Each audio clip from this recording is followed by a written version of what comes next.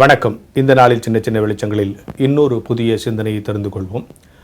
இந்திய அரசியலமைப்பு சட்டத்தை வடிவமைத்து கொடுத்த அம்பேத்கர் ஐயா அவர்களை பற்றி நீங்கள் நிறைய கேள்விப்பட்டிருப்பீர்கள். அவருடைய சிறப்பியல்புகளை பற்றி பலர் சொல்ல கேட்டிருப்பீர்கள். இந்த தொடரிலே கூட நான் அவ்வப்பொழுது அம்பேத்கரை பற்றிய சின்ன சின்ன தகவல்களை உங்களுக்கு கொடுத்திருக்கிறேன். அப்படி ஒரு செய்தியை இன்றைக்கு நான் உங்களோடு பகிர்ந்து கொள்ளப் போகிறேன். அவர் மகர் இனத்தை சார்ந்தவர் என்பது உங்களுக்கு தெரியும். அவர் மெட்ரிகுலேஷன் பள்ளியிலே தேர்ச்சி பெற்றபோது அந்த இனத்திலேயே முதலாக அவர் அந்த நிலையை அடைந்த காரணத்தினால் அவருக்கு ஒரு பாராட்டு விழா நடைபெற்றது. அந்த இனத்தை சார்ந்தவர்களும் சான்றோர்களும் பெருமக்களும் பலர் அவரை பரிசு கொடுத்து அவரை பாராட்டினார்கள்.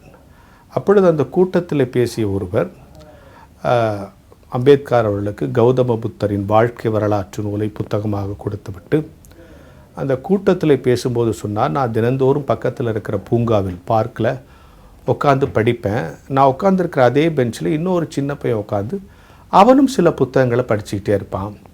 எனக்கு ரொம்ப ஆச்சரியமாயிருச்சு. இந்த அளவுக்கு படிக்கிற காலத்திலேயே பிற புத்தகங்களை படிக்கிற ஆர்வம் அவனுக்கு இருக்கேன்னு சொல்லி நானும் அரசியல், கலை, பொருளாதாரம் பற்றி சின்ன சின்ன நூல்களை அவனுக்கு கொடுப்பேன். அவன் படித்து நல்லா பிள்ளையாராக வரணும்னு ஆசைப்பட்டேன். சின்ன சிறுவன் யார் என்று சொன்னால் அம்பேத்கர் தான் சொல்லிட்டு அவருக்கு கௌதம புத்தரின் வாழ்க்கை வரலாறை புத்தகமாக கொடுக்கிறார். அந்த புத்தகத்தை கொடுக்கும்போதும் கொடுத்தவர் யார் என்று நமக்கு சரியாக குறிப்பில்லை. கொடுத்தவருக்கும் அம்பேத்கர் இந்திய அரசியலமைப்பு சட்டத்தையே வடிவமைத்து கொடுக்கிற மிக உயர்ந்த அறிவாளியாக வரப்போகிறார் என்று கொடுத்தவருக்கும் தெரியாது. அதை வாங்கும்போது அம்பேத்கரும் அந்த நிலைக்கு நான் வருவேன் என்று நினைத்திருக்க மாட்டார். கொடுத்தவருக்கும் இவர் இப்படி வருவார் என்று தெரியாது, வாங்கியவருக்கும் நாம் இப்படி வரப்போகிறோமா என்று தெரியாது. ஆனால் அந்த மந்திர மாற்றத்தை எது நிகழ்த்தி இருக்கிறது? அம்பேத்கருக்குள்ள இருந்த புத்தக வாசிப்பு. எனவே இன்றைக்கி புத்தகம் படிக்கிறதுனால என்ன பயன்னு நினச்சிடாதீங்க.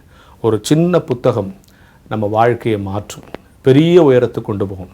சில நேரங்கள் நான் பட்டிமன்ற மேடைகளில் தன்னம்பிக்கை உரைகளில் ஒரு சின்ன செய்தி சொல்லும்போது அந்த அவையே ஆர்ப்பரித்து என்ன சார் இவ்வளோ பிரமாதமான விஷயம் சார், எப்படி சார் சொன்னீங்க அப்படின்னு கேட்டால் எங்கேயோ ஏதோ ஒரு புத்தகம் படிக்கும்போது எனக்குள்ளே அந்த சிந்தனை ஊறி இருக்கும். அதனால் ஒரு புத்தகம் என்ன செஞ்சிரும்னு நினைக்காதீங்க. அந்த கொடுத்தவர் யார் என்று தெரியாது, வாங்கும்போது அம்பேத்கருக்கு இந்த நிலைக்கு தான் உயர்வோம் என்று தெரியாது. ஆனால் அந்த மந்திர மாற்றத்தை நிகழ்த்தியது இடையில் பரிமாறிக்கொள்ளப்பட்ட புத்தகங்கள் தான். எனவே புத்தகங்கள் உங்கள் வாழ்க்கையை புதிய திசைக்கு கொண்டு போகும்.